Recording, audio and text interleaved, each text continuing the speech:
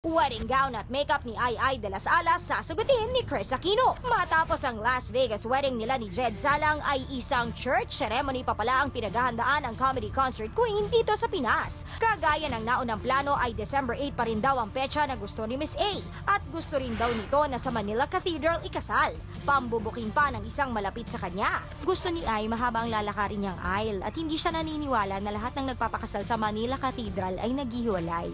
Iniisip pa kung saan ang reception pero for sure within the vicinity na lang para hindi nalalayo pa. Bukod sa pagkukumpirma sa date at venue ay ilang detalye pa ang ibinahagi ng ating source. Nagsabi na si Chris kay Ai na siya nang sasagot ng wedding gown at makeup.